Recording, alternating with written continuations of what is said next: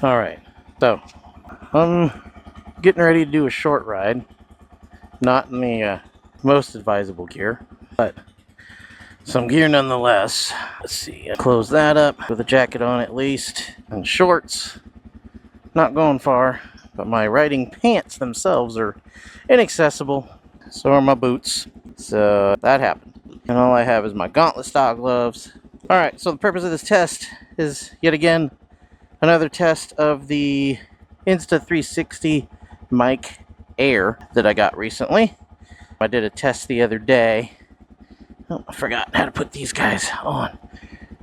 I did a test the other day in my NB2 Miata over there because I wanted to see how well, if it was tucked up under the trunk, it would pick up the factory exhaust note, and it does pick it up well.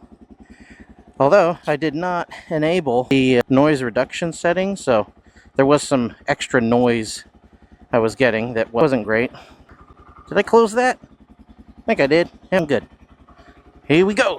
Alrighty, helmet all buckled. Here we go. And we're off. Alright, the mic is still connected, which is great. I had an issue with that, but I think I know what caused that. So I had the camera. Squeaky brakes. That rear drum brake always squeals on this thing. I hate it. Tested with the visor down too. See how that's doing. So I had an issue with it where I mounted the camera up on the top roll bar of the Miata, and I took the mic and tucked it up under the trunk lid by the license plate. And twice now, the mic has decided to turn itself off or disconnect or whatever. And I suspect it's having an issue communicating the Bluetooth properly through the trunk lid, because it's kind of not a direct line of sight connection. And the reason I feel like that's the issue is because I also did the test with the monopole mount clamped onto the roll bar and hung back past the trunk. And I put the mic in the same spot, and I had zero issue with connection. So right now I've got it here in my helmet, clipped on to the Senna, and it's a little magnetic type, and then there's a clip with a magnet, you stick it on there, whatever. Anyway, I have it in my helmet, and there's a dead cat on it to reduce any wind noise. It came with the mic. I will say it is tickling my mustache right now, and it feels weird. I feel like there's a bug trying to get in my mouth, but there's not.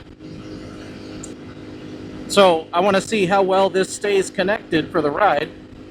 And I also want to test how well it's picking up my audio for talking and ambient audio as far as bike sounds and everything. I fear it might be a little bit too close to my mouth, and I might just be sounding like I'm screaming into it, but this is why we're testing. And also, I wanted to get out on a short little ride today while it's cool out. It is 9 a.m., something like that. It's already 75. We're going to hit 96 today. And I don't want to ride in 96. That's too darn hot. I'll ride in it if I'm out on a big ride. But if it's going to be 96, I want to be down by the coast or something. Because it won't be 96 down by the coast. All right. Must have got the brake dust out of the drum. Not squeaking like it was. My phone here, little clutchless shift, another one. And as I was saying earlier, my last test with the Miata, it did pick up everything when I hung the camera out back, and it had a more clear sight line through space, air, whatever, and it stayed connected well. But I didn't have noise reduction on, so there was some extra noise that could have just been filtered out. There wasn't a whole lot of wind noise because it was tucked, again, under the trunk. And you know what? I think I'm going to go up to the lookout. I'm on the TW today. Little 200. Let's go, baby. Let's hit the canyon. So I guess here's a little bit of TW200 talk. You know, everybody's so hung up on CCs and this and that, blah. And this thing doesn't fly up a mountain like my SV650 would, just effortlessly. But it does really well for being a 200, and I'm not light. I'm like a boat anchor, man. I'm heavy.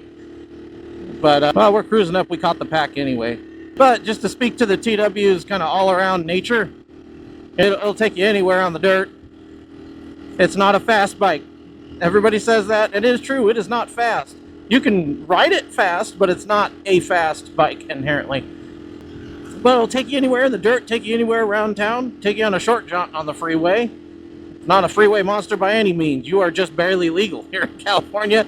And then you want to shoot up a canyon? You'll shoot up a canyon. And I've got a, let's see, I believe it's a 47 tooth. No. 47 tooth? I think it's 47 tooth sprocket on the back.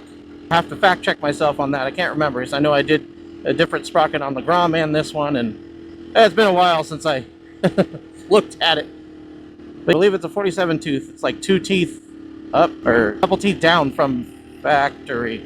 Anyway, factory sprocket up front. I believe it's a 40, might be a 45 tooth. When I pull over up here, I'll check, because it's stamped on the side. And it's to, I did that to lower the RPMs in 5th gear. I just went down to 4th. But it hasn't lost its low down power. I've been in 5th the whole time, going uphill, cruising, keeping up with the cars. Drop it down to 4th, it'll get me more spirited. I'm not pinned or anything, I'm just cruising. But I have had it going up this mountain, this Ortega Highway in California. And I've had it up this mountain where there was nobody in front of me, and it was a fun cruise up there, just kind of wiggling through. And like I said, it ain't a sport bike, but if you want to hit some tight canyon roads and stuff like that, TW, do it, man. I'll go wherever you want. It is a good all-arounder.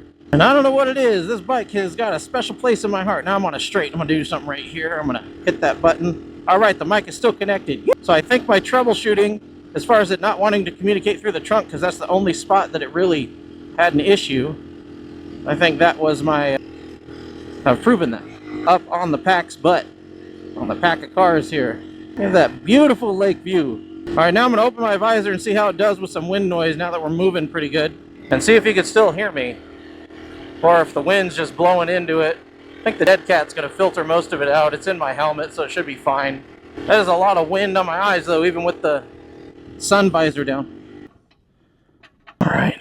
There's a big-ass alligator lizard over there. I see. There's a big-ass alligator. Stopped. Don't want to be screaming in my helmet. There's a whole bunch of bikes here. See, when I show up to meet like this, now I'm like, man, my SV is at home with all these bikes. There's a lot of nice bikes up here. Big fast bikes. And small slow bikes, but mainly big fast bikes. The SV is definitely more at home in this crowd, man. Alright, let's get going again, shall we?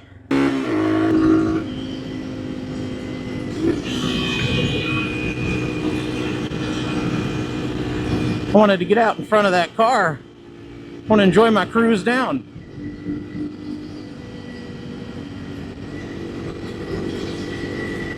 I could not see the stamp on the side of my sprocket for you guys. I'll just have to look it up.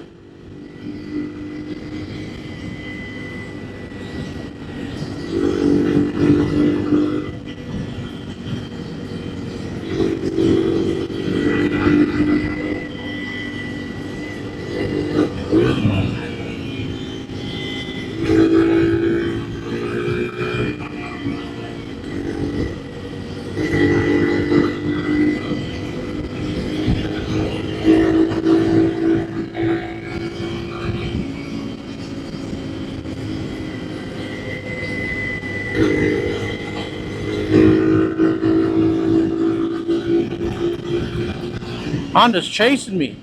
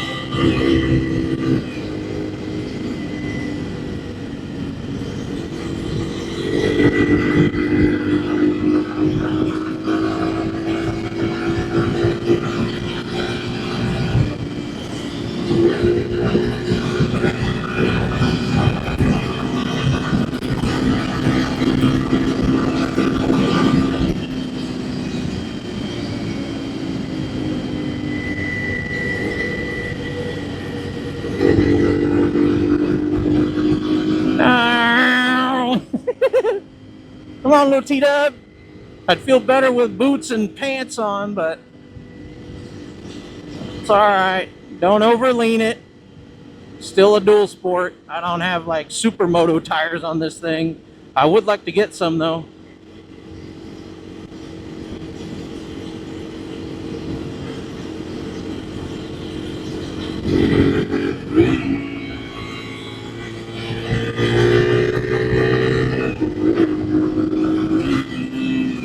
False fourth or fifth.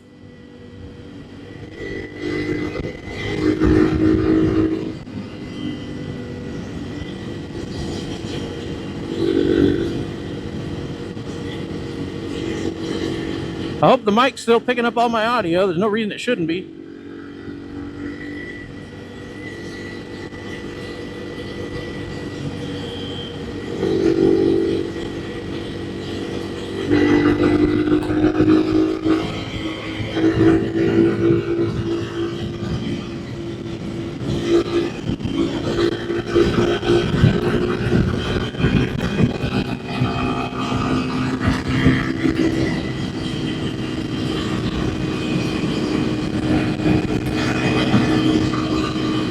Mazda's on my ass. Been doing 65 down this road, man. Take it, it's a spirited kid behind the wheel. Which, hey, applause to you, but stay off my ass.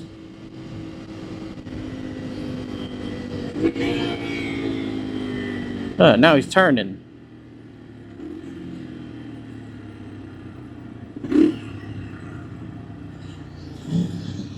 Yeah, and a Ducati. I'm sure that guy was real excited to be behind my little 200. He's like, get out of the way, bro. Sorry, I don't flick the 200 into those kind of corners with like no gear. I already was pushing it more than I should have been. Still connected? All right, I'm still connected. Sweet. Anyway, see? TW200. Still rail some corners in a canyon. Still have some fun. Way up and down. And it'll get hella good gas mileage doing it too. Especially these days with gas prices. I'm gonna have to angle this dead cat different because this thing is all up in my mouth. I don't love that. Now that's in my freaking nose, bro. I missed the wave to that guy. Didn't even see him. Wasn't focused on him. Yeah, see, it's already heating up like crazy. Could be part of it is I'm on an air-cooled bike in freaking shorts. But it's definitely getting warmer. I am still connected. Fan-freaking-tastic. I've solved the mystery of random disconnection. Don't expect it to communicate through a metal trunk lid.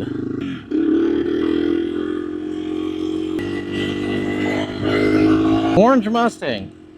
I wonder if anybody's going to tell him that the bumper's the wrong orange than the rest of the car.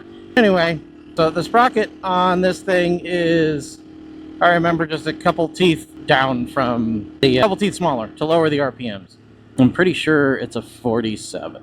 Or it could be a 45. Shit, I don't know, man. You know what I'll tell you is I have another install video from when I did the sprocket, and the information's on there. You should check that one out if you're interested. It also made first gear a bit more useful because first gear was so damn short. You get like 10 feet and have to shift up again. It's like a forced short shift. But now for any TW riders that are used to hearing the M's in the exhaust when you're cruising, at 50, that was a rock that got me in the knee. That's why you wear pants, guys. Wear pants. Those little rocks feel like bullets. I'm in 5th gear, and it's not remotely even wrung out, and I'm doing 50 easy. I'm just cruising it. I've got some more roll on here at 55. I've got more roll on. There's 60. I still got more throttle left. I could get on a short highway jaunt and cruise at 65. It doesn't have a lot above 65. I have hit 70. But I'll take this to and from work, back roads, and then do a short freeway jaunt, get back on the roads again. But it does really good. I like it. That sprocket is I definitely recommend that mod. The bike has the low end torque mitigate for it being stretched out. You know what? We're gonna go. We're gonna hit one of my little dirt spots just because I can. But I'm at least gonna see if the dirt spot's open. Well, actually, I got a way of getting in there. If one spot ain't open, I got a way of getting in. Still have a flat spot in the carburetor, but I find with carburetors, I never seem to get them fully dialed in. Sit behind the cars here. Damn, that's a hell of a boat. I'll cut in here. I've got other videos where I've been to this dirt spot before, but it's summertime, so I won't be hitting it a whole lot. Rolando. Huh. They blocked it up real good now, didn't they?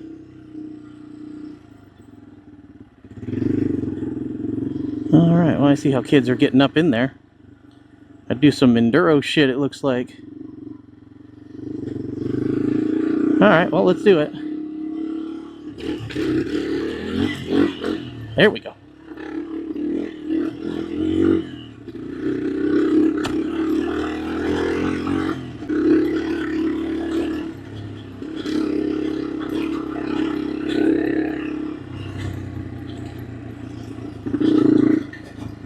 They're really trying to keep people out of this thing.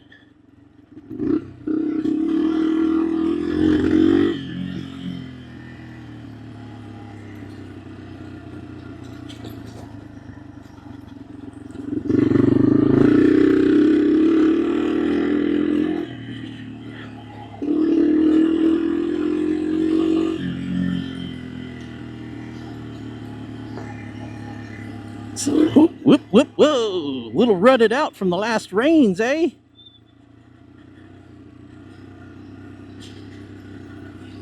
Gotta pay attention, not be looking around.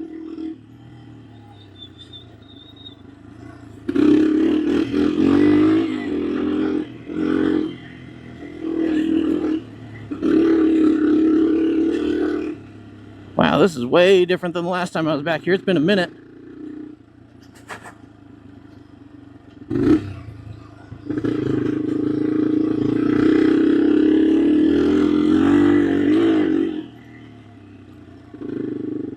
They just want to keep people out of this thing. Now, I do got to be careful because it is warming up. Make sure I watch for anything with a rattle.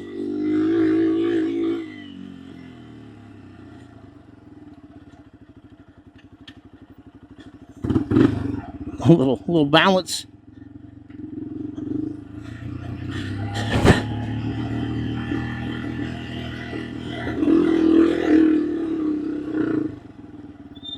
Cool. All right, let's go back this way.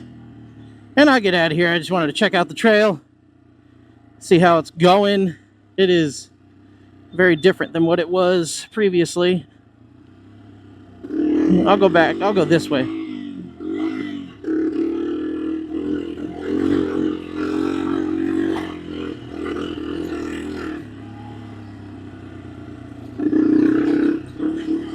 I don't want to go hamming it through here. I don't know these trails anymore, man. They're different. A lot more ruts, rocks and shit than what there were previously. I'm bummed that they're trying to close it off more. So many people come back here and ride little dirt bikes, kids on their e-bikes. And if we don't have a spot like this, I got a spot like this. I'm on a dual sport. I can go up to the top of Ortega and shoot to the OHV park. No problem. I could ride wherever. But like kids on the e-bikes and stuff like that, everybody complains they're out riding in the streets, which is fine. They are being stupid. Flipping off cars and wheelies in the streets and all that other shit. That's not smart. I have my own opinions, but I'm not about to get all opinionated on freaking e-bikes right now. Alright, now I'll come down this hill right here and get back on the road and head home. But anyway, oh, it's a blue heeler. He's so pretty. Alright, well that was fun. I know this was a mic test, but whatever. I could still ramble on, right? Anyway, everybody's complaining about the e-bike situation, and they take away all the places that they ride. That is a perfect spot for e-bikes to be able to go throw down and do their thing without a worry. There might be some people hiking back there, but hey, you share the trail. Honestly, I've been back there several times. Never seen anybody just casually walking around back there. It's always people on bikes, mountain bikes, couple enduros, not doing anything crazy, just, well, the bicycles will throw down in their little pack area. But anyway, if you take away all the spots and the outlets for the e-bikes, they're going to resort to the street. Consider your audience too. Almost all the e-bike people are young. So unless you're going to regulate them and require a license, you're going to have a whole bunch of young kids on e-bikes. Give them a dedicated spot to ride. Just leave it open. With a sign, ride at your own risk. Don't leave trash. Keep it clean. But it doesn't need to be this. Everything's just taken away now. Alright. Woo, man, I just rode through some overspray. He's painting something on their car. You would think he was doing it in the garage. I know that smell from anywhere. Shit. Anyway, I'm home. Deuces.